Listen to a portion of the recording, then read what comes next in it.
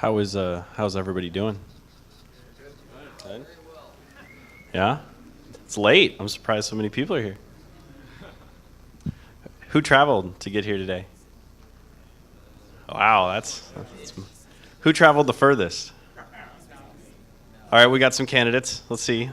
Shout it out. Oregon, Colorado, Poland. Can anybody beat Poland? All right, Poland it is.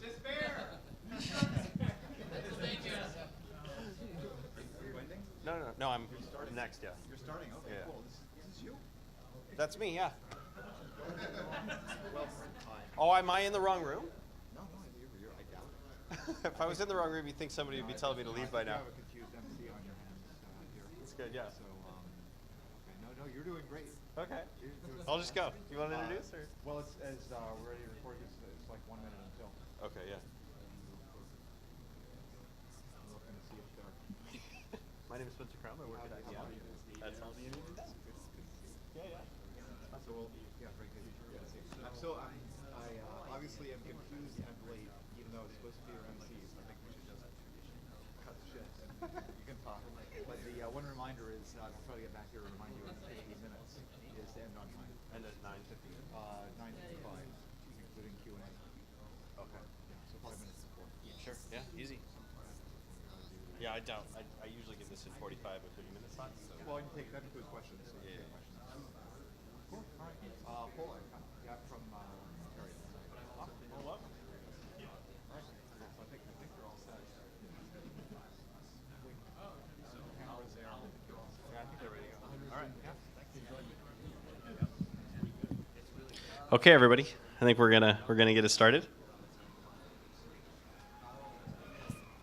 My name is Spencer Crum. I work at IBM, and this is a talk on secure peer networking with Tink. Don't think too hard about the secure part. So who am I? So I'm like a system administrator by trade. That's like what I do. I've been syshopping Linux for 5 or 6 years now. This is my second hope. This is the first time I've been a speaker. And this is kind of a talk mostly about what me and my friends do in our like hacker free time, more so than it's a talk about something that like work is related to. There's a link right there to the slides in HTML form if anybody has a screen reader or just wants to follow along because they can't see the projector or whatever. Yeah, and then I'm Nibblizer on most of the IRC stuff, and then there's a GitHub Nibblizer if you want to get the source code or anything. I traveled from Portland. We found out earlier the furthest anyone traveled in the room was Poland, so hats off to that guy. Hope your butt is not feeling too sore. Portland is in Oregon. It's beautiful there. We have this awesome mountain. We have trees. Anybody from New York would be like, what are you doing there? It's also very expensive and terrible. Don't try to move out here. Portland is full. The software we're going to talk about is called Tink, and there's another software we might talk about called Console a little bit. And I show up the two logos because the two logos kind of demonstrate the difference. Like Tink is from the 90s and Console is from like 3 years ago. And you can see that just in the logos, right? Some weird helicopter thing and then some trendy SVG pulsating, whatever. It doesn't animate on my slides because, why not? All right, so Tink is fundamentally a VPN. This is your standard 90s VPN picture with all the whistles and the bells. Notice we have the red brick on fire for the firewall. We also have this strange, film reel or something connecting them or whatever. But this also isn't really what a VPN looks like anymore. Like I think that's what a VPN used to look like. And what it was there was a site A and a site B, a site in Columbus and a site in New York, and they would both have workers there, and there'd be evidently mainframes and some strange, terrible-looking PCs on each side. But modern times, when you think about a VPN, you don't think about this. You think of all of the left side as being a VPN, and then on the right side, there's somebody's laptop or their iPad or whatever. And Tink enables us, me and my friends, and we'll talk about this in a minute, to do this to bring this back. This idea of we're just going to link sites together and make flat IP spaces, IP networks that allow us to communicate against each other and set up services and stuff like that, which is pretty cool. So just some facts. The software we're going to talk about is called Tink. It's from the same year as this cell phone. So if anybody remembers this cell phone, there aren't as many skins for Tink though. That's certainly true. It's written in C. It started in 1998. It was finally put in Git in like 2007. Before that, it was in something else. It's portable-ish. Like there's Nix builds for any Nix-ish operating system. There's Windows builds. There's Mac builds. It runs as a user space daemon. Like it's a VPN that runs as a user space daemon. That's what Tink does. And so like you can look at it in user space. It uses the TUNTAP driver in the kernel. So 99% of the code is written by just a couple developers. I personally am not one of those developers, right? I'm just somebody who's a user who likes to talk about it. There's a free node channel if you want to hang out with the Tink nerds. There's a mailing list that's reasonably, and the main website is still hosted by some university in Europe because open source. You get some slowdowns when you run anything over a VPN, of course. One of my buddies at HP when I worked there ran it. Ran some tests. He was a network guy, and he ran some tests. So what you actually saw in terms of network degradation, and he said he lost about 15% of the link speed, which is kind of significant. You ran a similar test against like something like OpenVPN. You only lose about 2 or 3%. So, it's just something to think about as we're going forward. Tink is old. Tink is older like this phone, and it's so old that it has its own number in Etsy services, which is kind of cool. So it's port 655 in Etsy services on your systems, which is cool. Since we're at a security conference, I don't really know how the crypto works, but if you run TinkDD, if you run LDD on it, you see it links against, libcrypto. So that's a thing. I'm not saying like I know, I'm just saying, whatever. All right, who remembers this, huh? The network is the computer. Right, so this is really take it all in. That's not even a mouse pad. That's like a gardening pad for your knees, for your mom or something to like plant geraniums with. Anyway, I'm not just going to make jokes. There's actually content in this talk. So if you're old enough to remember this, like Sun had big ideas when they said that the network is the computer, and like I had the fortunate ability to grow up. Like I didn't grow up in the time when Sun had those ideas, but I grew up and like I came into a university environment that never gave them up. And so when I was in undergrad, we had this kind of network is the computer architecture. So we had Solaris file servers, we had Linux desktops for all the engineering students to use. And like in those times and the times I got a little glimpse of, it was just more fun to hack on Unix. Because the line between a workstation and a server was much more blurry. And there were 65,000 ports that you could use, speaking as many services as you want, to get these complicated, interesting behaviors out. And so LAN parties just sprung up. If you wanted to send files to a buddy, you didn't use Dropbox. You just like netcatted it over to your buddy or something like that. You could set up whatever service and whatever port you ran in, as long as you were root. And this was an exciting and kind of freeing time, and it was fun. And my friends and I were like, that was fun, I want that back. And so what we did is we took kind of all of our laptops and all of our weird little colo boxes and all of our servers that we hid in various data centers, you know what I'm talking about. And like, random like stuff you have behind your Linksys Wart 54G at home and mom's house and all that stuff. And we put them into one Tink VPN, and Tink is a mesh VPN. And what it enables you to do is to take all these machines with all these different IP addresses and all these different network configurations and put them onto one local area network. And it's secure enough that you can get away with running services that had been put aside, because in the modern world, there's really only 2 services, like HTTP and HTTPS. And people get mad at you if you use the first one. So the idea when Sun says the network is a computer is it's the interactions between 2 different machines and all the different varieties that can have. And I think the point of this talk is to show you how we kind of cracked that open a little bit and said, hey, that was fun.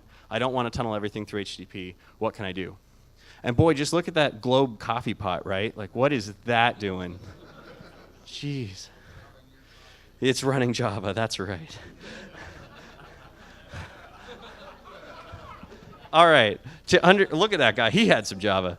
All right, to understand what a Tink network is, I'm going to take you through looking at it in 4 different layers, and these layers don't exactly map to like the IP stack, so don't try to think about it too hard like that. But just to show you the picture at the first state, we have 9 machines, right? And these machines come in different places. Like, so at least one of these machines is a laptop. One of these machines is like a co-load server somewhere. One of these machines is somebody's like home router. One of these machines, you know, all the different kinds of machines that like random nerds have, right?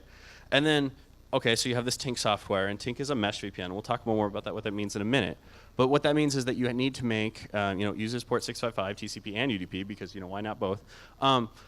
And so a connection needs to be initiated from kind of a client to a server. Like, even though everybody's equal, like, somebody needs to start the conversation, right? And so that ends up looking like this, okay? And so you kind of see that there's this, now you can see what's in a colo and what isn't, right? Because what's 4 and 5 and 6 and 7, those are things that are receiving incoming connections because they have well-known IP addresses, right? And those IP addresses don't change, whether you're using Dyn DNS or you have, you know, it's racked somewhere where you know what it is.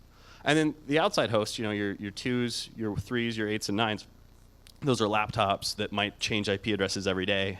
Those are phones. Those are, might even be somebody behind Comcast Internet, or I guess we're on the East Coast, so Cox or Charter or something. Comcast owns the West Coast. And then, you know, so the IP address might be changing. So it doesn't make sense for people to call into that. So each of these nodes running the Tink daemon has a configuration of which servers it allows connections to and which servers it makes connections to. And the difference basically is whether or not it has a well-known public IP address. And it works over IPv6 and IPv4. And then the connection is authenticated using RSA. So there's a private key and a public key. And basically, it's not like there's a CA implemented or anything like that. You just sort of, like number 5 is going to have the public key for number 3, and just a list of things that it allows connections from. All right, so this is the initial connection, right? Once the connection is formed and you've joined the Tink cluster, the traffic ends up looking like this. Like, everything is bidirectional. So a packet that is leaving 7 and headed to 2 can go through 5, through 4, through 2, whether, like, after the connection is initiated, it's all completely fluid. And it's actually very, very difficult to firewall. It's basically impossible for 6 to say, like, I don't want traffic from 7, or I don't want traffic from 3. You don't really have that ability to do it. And we can talk about more about that, like, in just a little bit. It also has the ability to, as you can see, that there's like ways to loop, and there's multiple paths through this. Like, if 9 wanted to send a packet to 3, there's a couple different ways that might happen. And Tink keeps the connections open between everything, and it is constantly probing. It's probing for MTU, like the optimal MTU, because it knows it's probably being tunneled over something too. It's probing for which is the most optimal path, and it's using all those routing algorithms that I learned about in CS class and then forgot.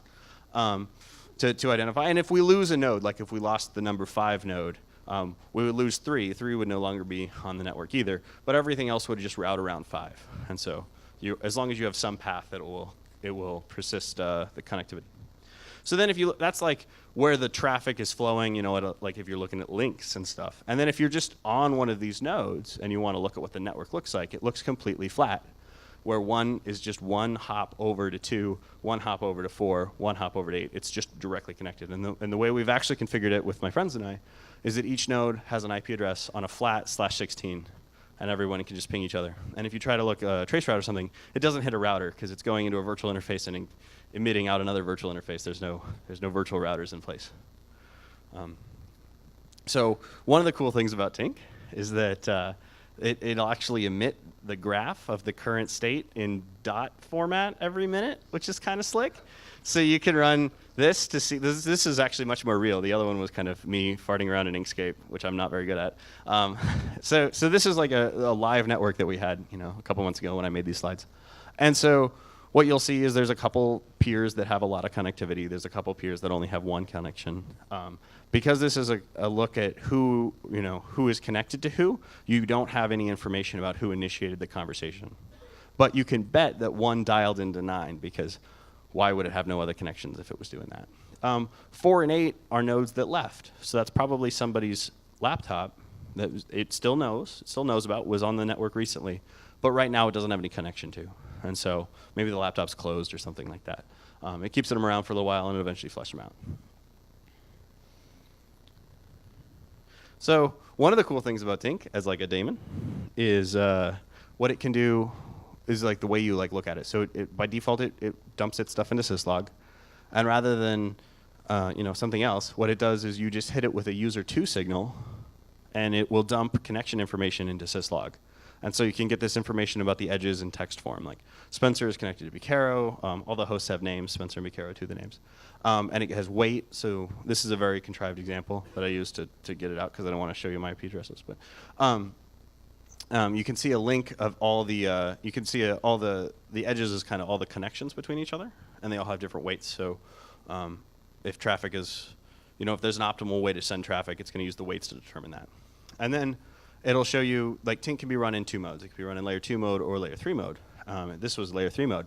And so when you do that, basically every node that joins the the Tink cluster answers for a subnet, so some kind of a CIDR range.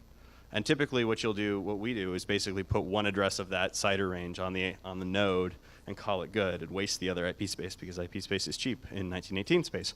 But what you can do and what we have done in the past is basically just NAT behind that or just route behind that and put, basically run a Tink node as a router in front of like a physical subnet. So for a while my printer was on the network and then my friends were dicks and now the printer's not on the network. So that's how that works. But that also gets into the idea of what we're really trying to build here, which is like my friends and I kind of decided to run a LAN together. And there's some hostility there, there's some niceness there, and it's like it's not a super hostile network, but it's also like people are going to jab each other, you know how it is. So that's fun. So like you can send a lot of different signals to Tink. I actually kind of hated this at first, that you would send signals to it in order to control it, because you hit it with a user 1 or a user 2 and it'll dump interesting data about what's going on. And that's useful, although it can be frustrating because I'm used to managing my daemons in other ways. But one of the cool things you can do is you hit it with a sig term, and it will increase its logging verbosity to 5. And then if you hit it with another sig term, it'll decrease the verbosity to 5. So if you're like trying to add a new node and you need debugging information for why it's not working, you just hit it with a signal, and it starts giving you all the debugging information. You hit it with another signal, it stops giving that debugging information. So you can basically debug it while it's hot and not have to like restart the daemon with more logging enabled. That's great. That's actually really useful. More things should do that. However, if you're like just getting started, you might have this idea that you're going to run Tink in the foreground, right? So you're just running Tink, and it's time to close it because you're done with that. And you hit Control-C, and rather than stopping, it just vomits text at you because you've increased the verbosity of the logging. It's just pretty frustrating. So there's some good and some bad. This like whole getting it out of syslog is great from like I want to manage my pets, right? But if you have cattle or you want to, DevOps it or whatever, it's not super. So I ended up writing Go because, DevOps.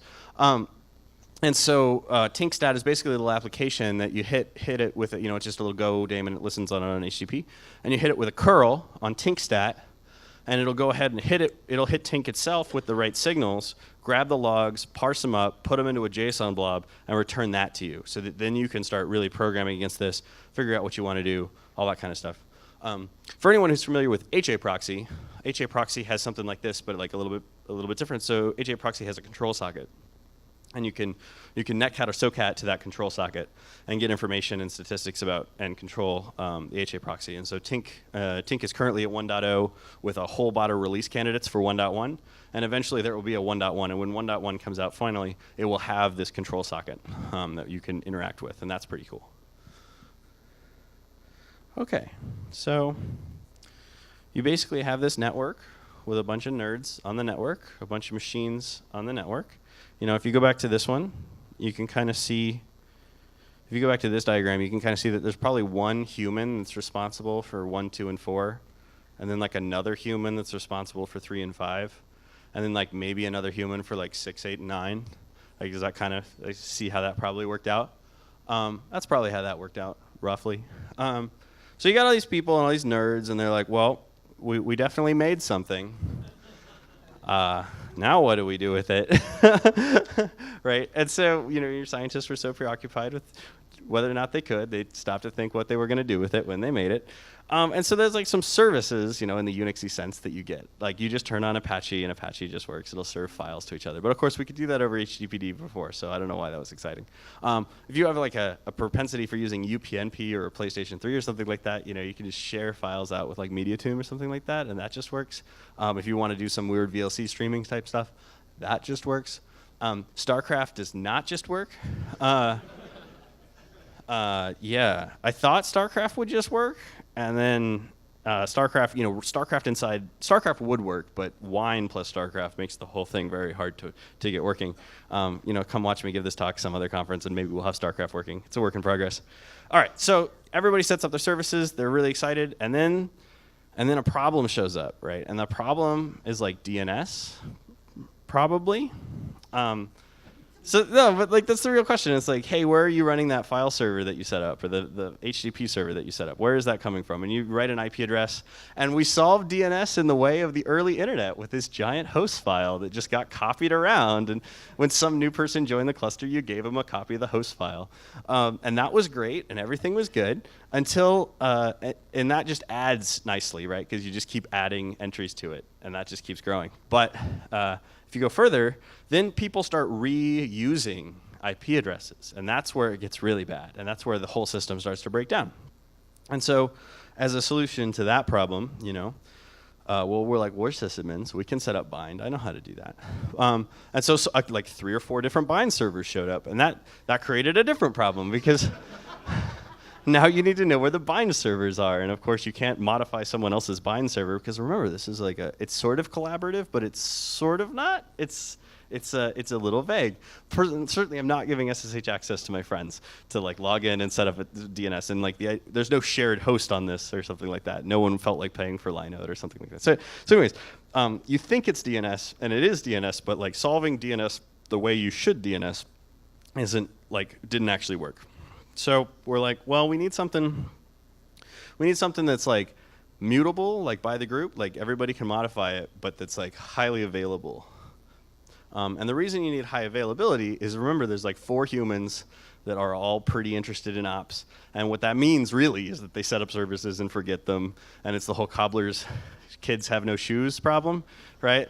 Like these people run systems all day. And so their stuff they have at home in their spare time projects is like very poorly maintained. And that's entirely by design, right? So like random DNS servers will die, or whatever we set up has to survive a certain amount of failure because people are just going to turn it off and forget to turn it back on.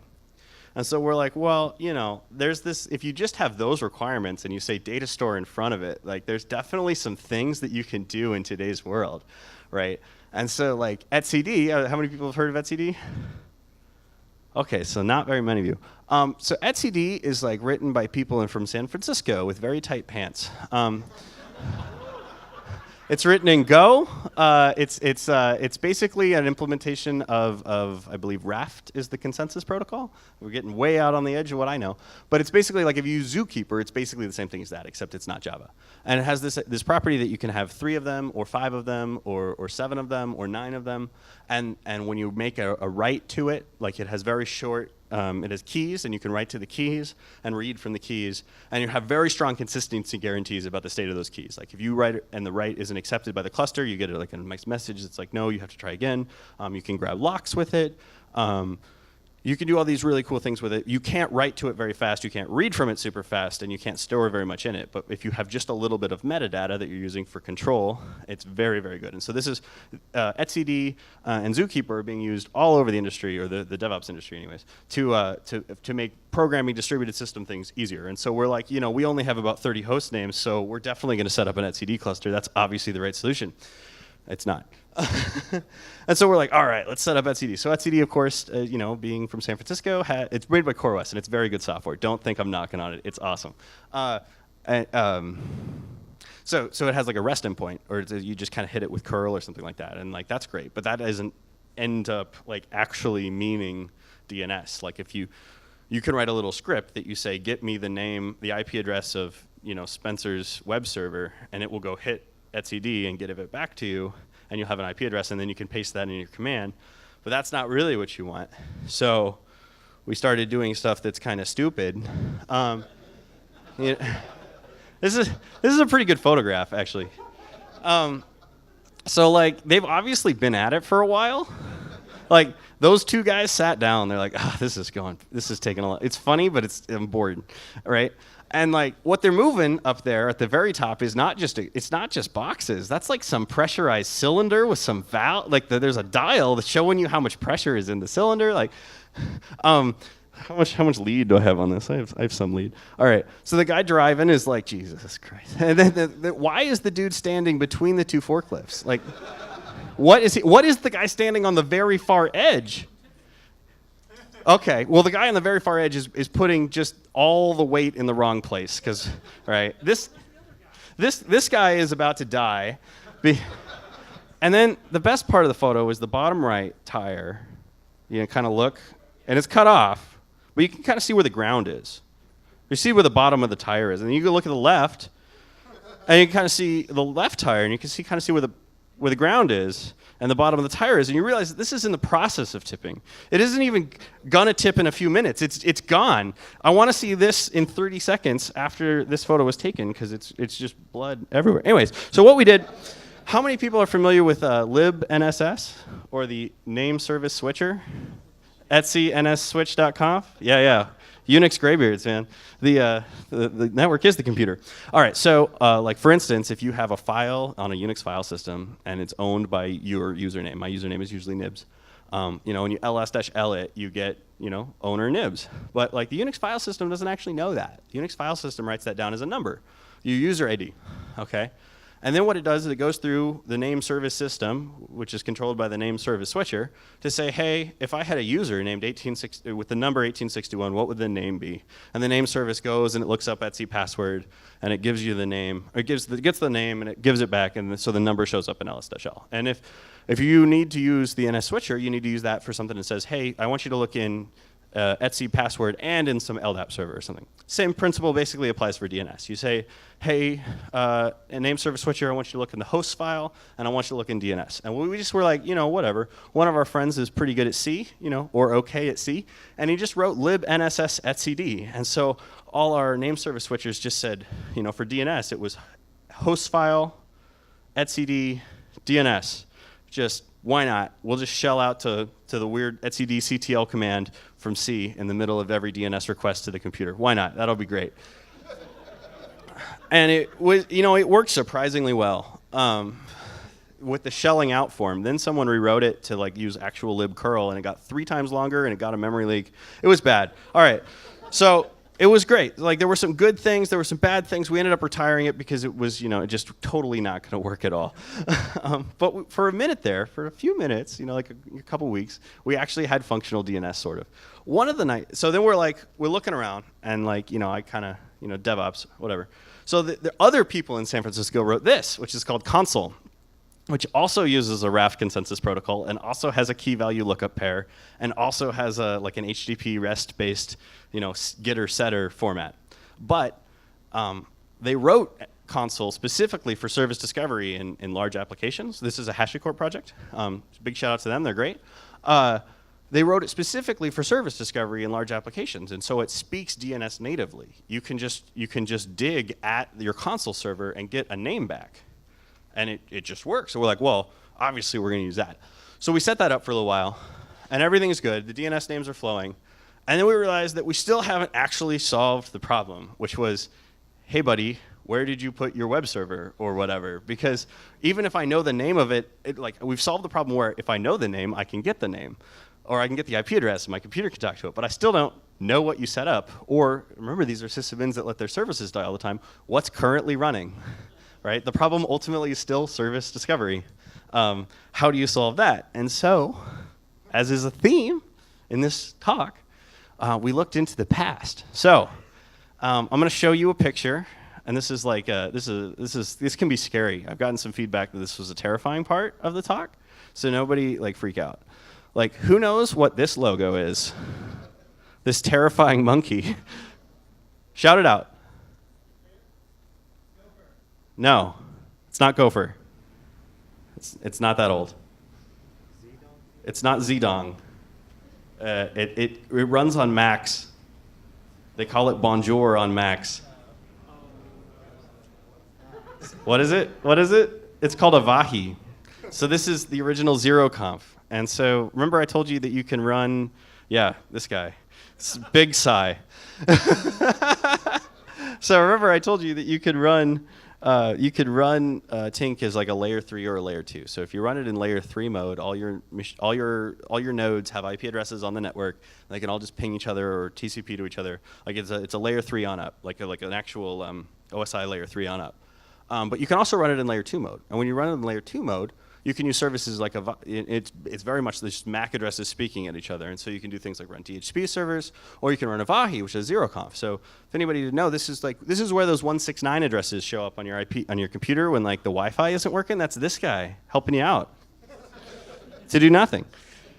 And so there's like Avahi Auto IPD, which provides IP addressing, and once you set up Avahi, you can actually run commands like avahi-browse-all. And what it'll do is it'll kind of poll everybody and send broadcast packets and be like, hey, who's got services? And you'll get this nice, and I hope if the internet and the demo work, I might even demo it for you, but like basically you just get this list of like, this server is running this services, this server is running this services.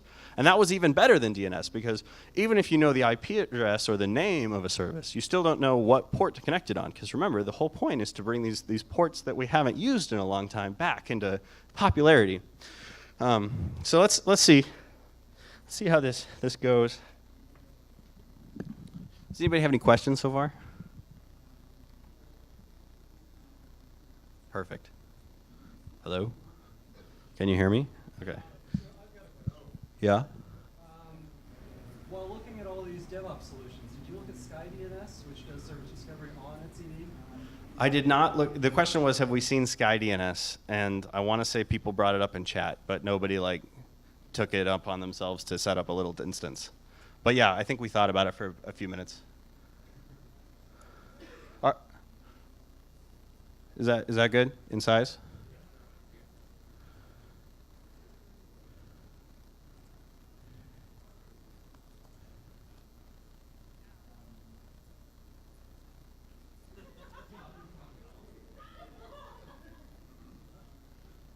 Okay, it's getting mirrored. 2016, you released desktop. Yeah.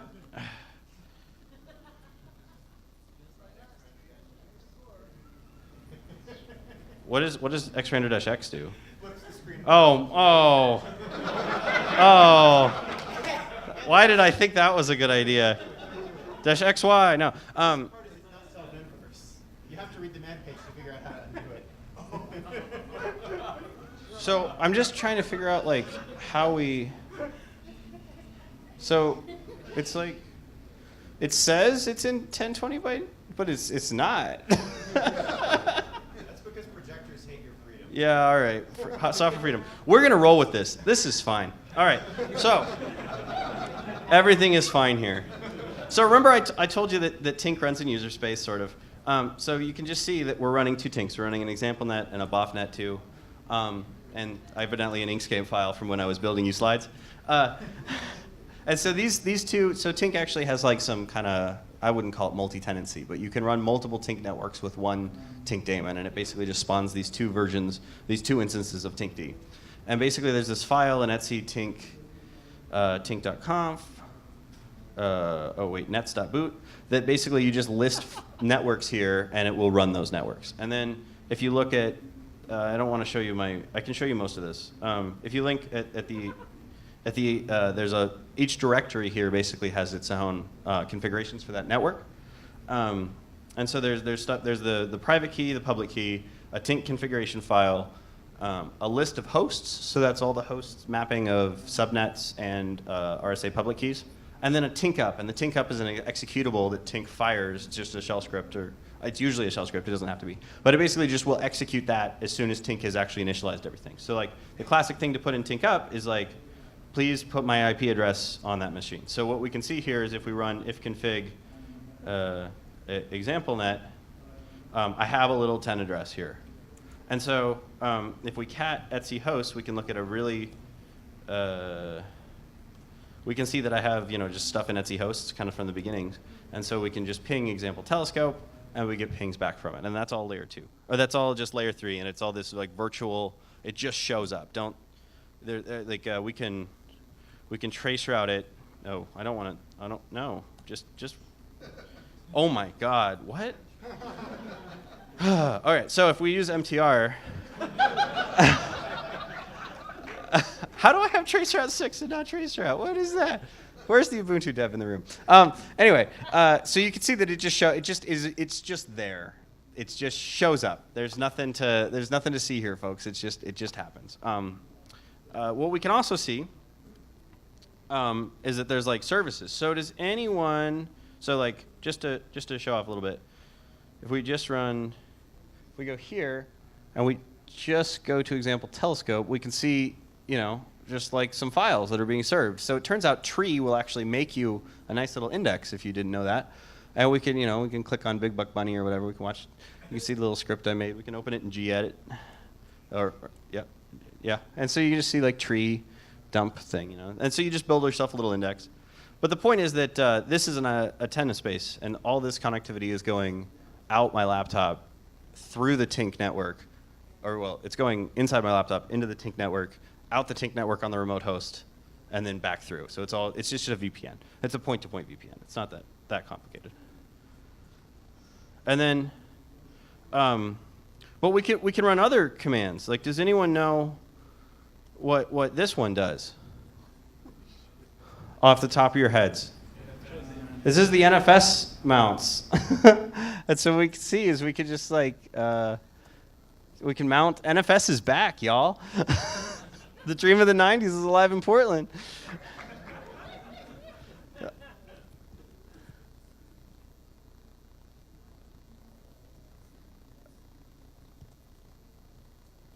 How many people worked at or went to university at a place where there was a big NFS installation of some kind? Some of you? Yeah. You remember what I'm talking about. Oh no. What? Oh. Is it that? No. Is it that like that? Oh. Well, there's one way we can fix this.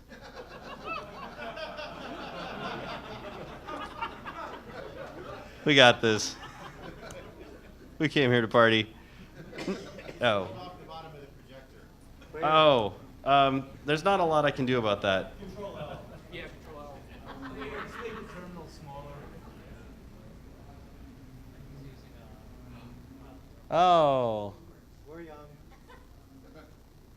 Boom. And so what we did, and let's just note for 10 seconds that my prompt knows that I'm on NFS. Oh yeah.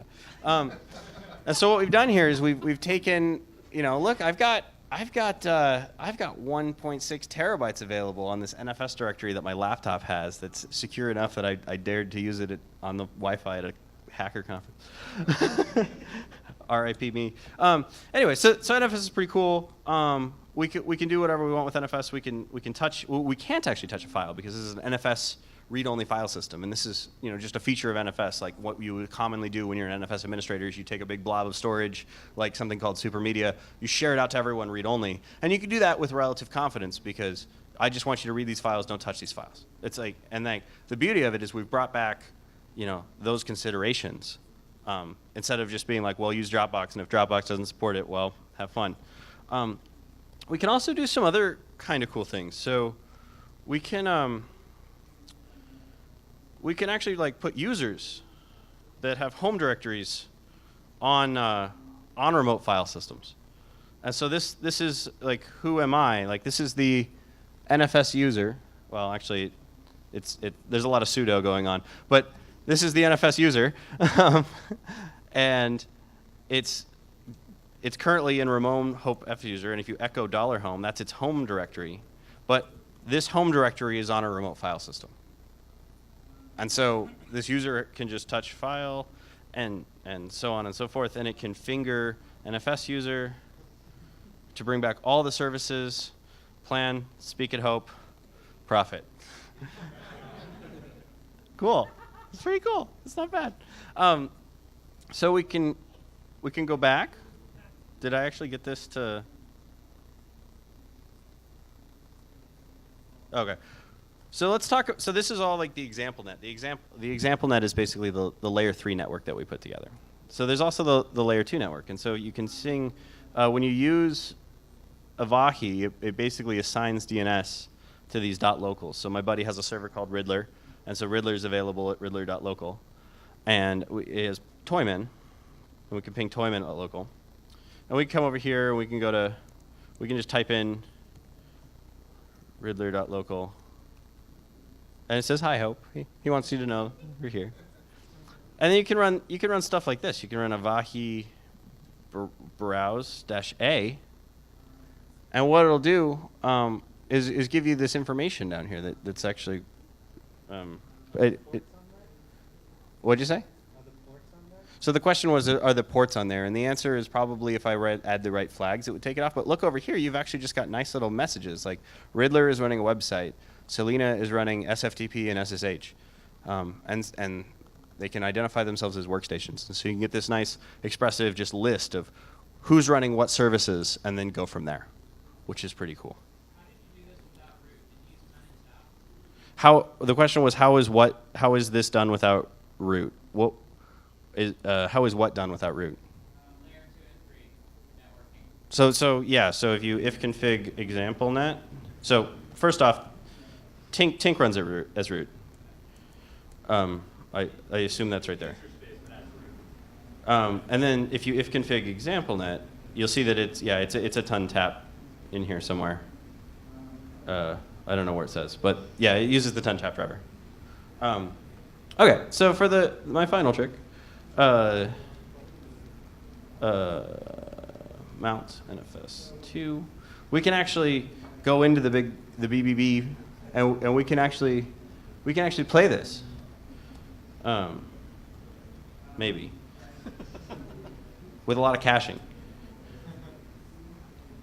And you get to see a quarter of a video played over semi-hostile Wi-Fi on conference network from a remote host. Woo!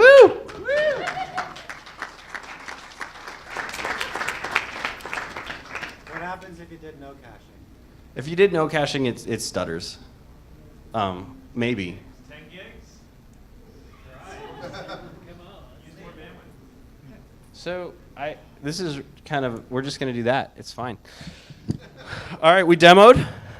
All right, what are some neat tricks you can do this? Well, so basically laptops start looking a lot more like servers because my server has a known IP address. Anytime it's talking to any BOFNet service, it has a known source address of any of those connections, which is kind of cool because it means that if you're looking at like W or anything like that, or who's on the box or something like that, you have a meaningful source and you can do DNS lookups on that or whatever. It also means that you have like a known path to whatever you're doing. And stuff like that. We did try to get Brood War working over Tink. That's StarCraft. Didn't work. We ran this as a trans-Pacific thing, so we had somebody running a Tink node in Japan, and that went actually pretty well. We had to increase, when we were running the etcds and the consoles, we had to increase the timeouts because those are sensitive to network. But in terms of just Tink just puts a heck of a lot of weight on those and doesn't use those links if it doesn't have to, which is pretty slick. As I've kind of shown you, the NFS is pretty cool. We brazed through it, but there was a whole section on AutoFS that was pretty slick. When you sued the NFS user, it knows exactly how to mount because it looks it up in the AutoFS table, which is another name service source if anybody was curious. So as you see, I did do a light NFS user for a laptop user. There's some hacks you can do with X11 with this. If you love and trust your friends, you can just let them write to your ex, if you're bold.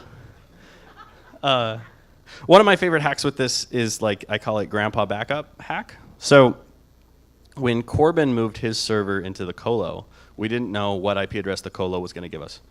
And so what he did is he basically set his computer to DHCP on all interfaces and start Tink, and then connect to well-known IP addresses. And as a result, he didn't need to know because it DHCP'd out, it got a default route, and then it made a connection, and then it had an internal IP address on the VPN that anything could hit, and then he's in. So you take that a step further, and what you do is you buy, some tiny little tower, you fill it full of drives, you set it to DHCP and connect to Tink, and you ship it to Grandpa and say, Grandpa, plug this in, and now you have a remote backup server because it's just on the network, and there's no talking to Grandpa about port openings. There's no dying DNS talk with Grandpa. It's just plug it in. Is the light on? All right, it's on my network, and I can see it. So there's a lot of really cool things you can do with that. Whenever I give this talk, and as somebody who works in the very corporate world, corporate network engineers hate you. And so they love the idea of segregating these networks, and these networks can talk to these networks over these ports. And there's lots of, this network can initiate a connection to that network, but not the other way around for reasons, because that's how security works. And so like what Tink allows you to do, if you have a couple well-known kind of ultra peers, you can slam a whole bunch of machines onto one network where any machine can connect to any other machine, which is very useful. And that's an example of not using it to necessarily secure, but to flatten a network that was otherwise very hilly and strange and natted. Okay, so those are some really cool stuff you do. What's next is a lot of us are running kind of file server-y things that have like big lists of files or whatever. And so what I want to do is get like a Lucene index or something that like Avahi browse, hit the websites, put them into some Lucene index and make that easily searchable. I thought that'd be really cool. Tink 1.1 is going to drop any day now. I've made a point out of trying to use the release candidates when they show up so that I can provide feedback like, hey, it worked, hey, it didn't work. Because I'm not really a coder, at least not in C, not VPNs in C, maybe Python. And so that's what I try to contribute to the project. So yeah, some conclusions. You can build it. You can use it to build an overlay network. I make no promises about the crypto. Figuring out what you're actually going to do with this is a little harder than just setting it up. Console and etcd are really cool, but like if you don't necessarily know what you want, it can be hard to get them to work for you. And then StarCraft is a really, really good game. This is the Tink website. This is me. Thank you so much for coming. I know it's late.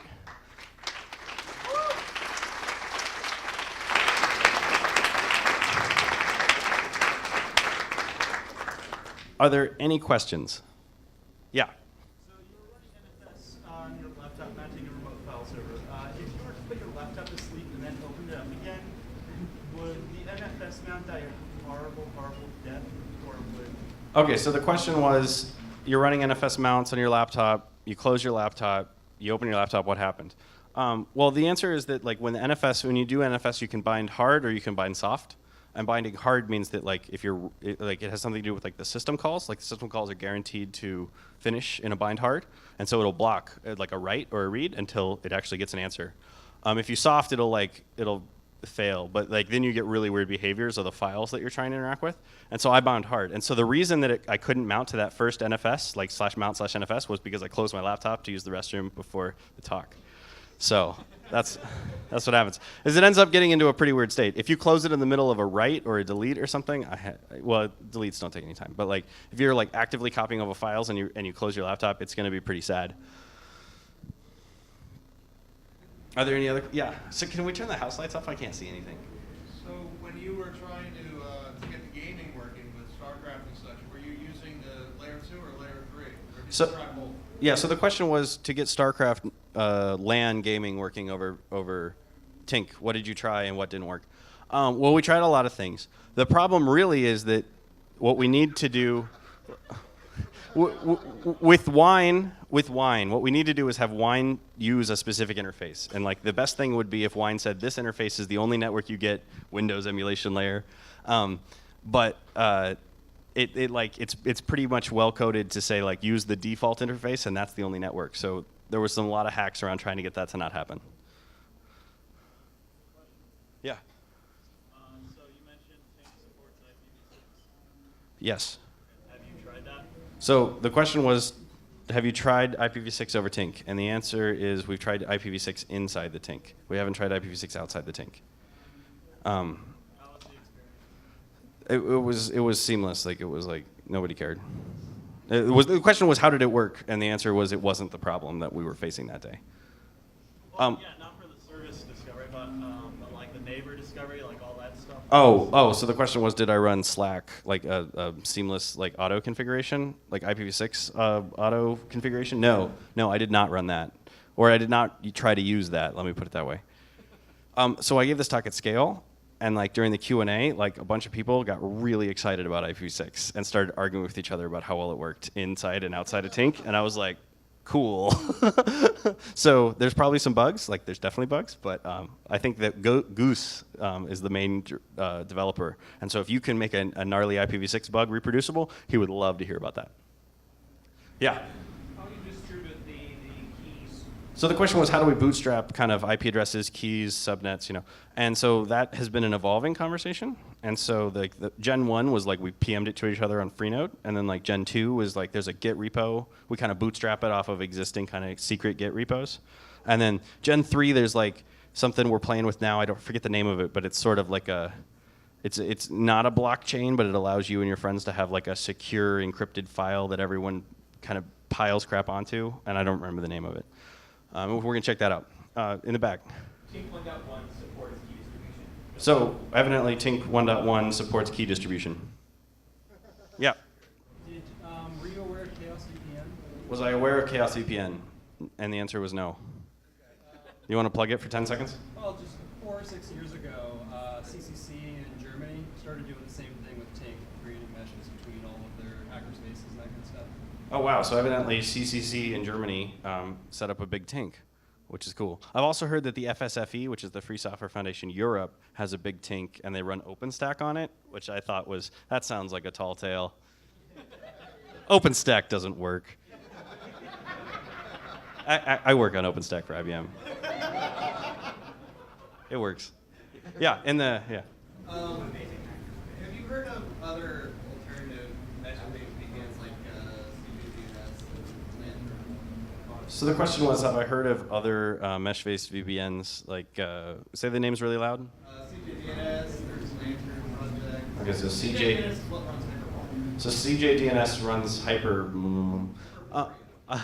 No, this is kind of like free time stuff, so we didn't do like a full like requirements gathering process. But yeah, no, I think one day we're going to throw this away for something that fits our model a little bit better. But for right now, it's kind of cool to be able to just like know my laptop has a secure connection back to home base and stuff.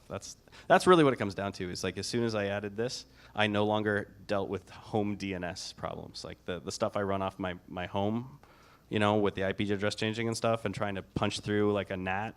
It's like, no, they just have IP addresses that I interact with, and I don't think about it anymore, and that's really nice. Okay, so I think one more question, and then we're going to call it. Yeah? What about Tink and portable devices? Okay, so the question was Tink and portable devices. Now, there's some stuff on the website that claims that there's an Android build, and dude in the back says it works. All right, thank you very much.